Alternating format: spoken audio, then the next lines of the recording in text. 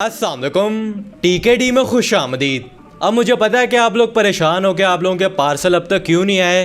क्या इसके पीछे वजह मेरे कितने पार्सल अब तक आ गए हैं, कितने अब तक नहीं रिसीव हुए मुझे, और क्या आप लोगों को अली एक्सप्रेस से ऑर्डर करना चाहिए या फिर नहीं करना चाहिए, ये सब कुछ आज मैं आप लोगों को डिटेल में बताता हूँ। तो सबसे पहले तो आ जाते हैं मेरी स्टोरी पे कि मैंने कितने पार्सल ऑर्डर किए थे और मुझे कितने रिसीव हो गए और कितने नहीं आए। और जब मैंने जाके पाकिस्तान पोस्ट में पूछा तो मुझे आगे से क्या क्या आंसर मिले, तो वो मैं आप लोगों को बताता हूँ। तो भाई मैंने ऑर्डर किए थे 10 पार्सल, जिसमें से मुझे अब तक सिर्फ 3 रिसीव हुए हैं, बाकी 7 कहाँ पे गए मुझे नहीं पता। ये कोरोना से पहले के मैंने ऑर्डर किए थे, बीच में भी ऑर्डर किए कुछ और उसके थोड़ा अर्सा पहले भी अभी किए थे, तो वो भी अब तक रिसीव नहीं हुए हैं। मैं 3 महीने पहले तक की आप लोगों को बता रहा हूँ। और जब भी मैं गया हूँ पाकिस्तान पोस्ट के ऊपर, तो मैंने वहाँ पे जाके इनके जो ट्रैकिंग नंबर थे वो बताया, तो वो कहते हैं कि ये ट्रैकिंग नंबर जो हैं वो सिर्फ चाइना में काम करते हैं, यहाँ पे इनका जो स्टेटस है वो नहीं आता, क्योंकि मैं सस्ती चीज़ें मंगाता हूँ तकरीबन हज़ार के अंदर रुपये के अंदर, तो उसके अंदर जो है वो ट्रैकिंग नंबर नहीं मिलता। कोई रेयरली आइटम हो उसका ट्रैकिंग नंबर मिलता है, तो उस वजह से ये ट्रैक नहीं हो पाते। और उनसे जब मैंने बाकी ये पूछा कि भाई इनका कोई तरीकाकार है पता करने का किस वजह से नहीं आ रहे, तो उन्होंने मुझे कहा कि भाई बेसिकली होता ये है कि मेरे एक पार्सल के साथ हुआ था जिसके ऊपर इन्होंने मैनुअली अपने हाथ से लिखा हुआ है।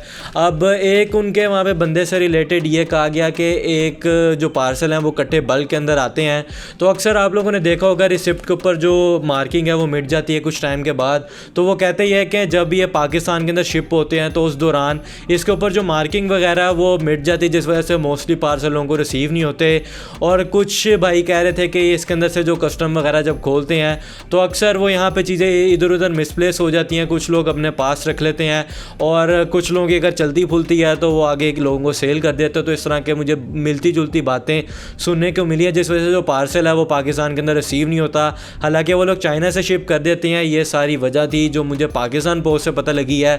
अब मेरे भी 7 पार्सलों के साथ शायद इस तरह से हुआ है, यहाँ पर नहीं हुआ, मुझे नहीं आइडिया।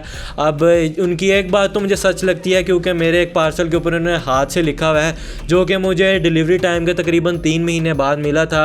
अब ये कोरोना के दौरान था, तो मे भी उनको कहीं थोड़ा बहुत नज़र आ गया हो तो उन्होंने मुझे शिप कर दिया हो। ये एक चीज़ थोड़ी समझ में आती है और इस वजह से मे भी आप लोगों को भी पार्सल ना रिसीव हुए हैं, तो इसके पीछे ये वजह हो सकती है।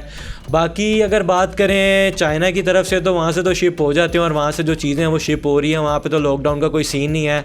तो आप लोगों के पार्सल के साथ जो भी कुछ हुआ है पाकिस्तान में ही हुआ है। और मैं आप लोगों को एंड पे यही कहूँगा कि अगर आप कुछ भी मंगाना चाह रहे हो अली एक्सप्रेस से, तो इस चीज़ पे यही डिपेंड करता है कि आप लोगों की चीज़ आए या ना आए। ये डिपेंड करता है पाकिस्तान पोस्ट पे और पाकिस्तान की कस्टम पे, क्योंकि वहाँ से तो चीज़ें शिप हो रही हैं, मगर यहाँ पे आके मेन चीज़ का मसला, और मे भी ये फ्यूचर के अंदर ठीक हो जाए, क्योंकि पाकिस्तान पोस्ट के ऊपर जो काम है वो किया जा रहा है और मैंने काफ़ी अच्छा एक्सपीरियंस देखा है पहले की बेनिस्बत। तो आई होप फ्यूचर के अंदर जो चीज़ें हैं वो ठीक हो जाएँ। बाकी ये टोटली आप पे डिपेंड करता है कि आप ये रिस्क लेना चाह रहे हो या फिर नहीं लेना चाह रहे, तो ये सारा सीन है।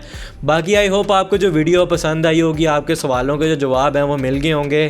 कोई और भी क्वेश्चन वगैरह तो वो भी आप मेरे से कमेंट सेक्शन के अंदर पूछ लो। बाकी मिलते हैं फिर नेक्स्ट वीडियो में। अल्लाह हाफिज़।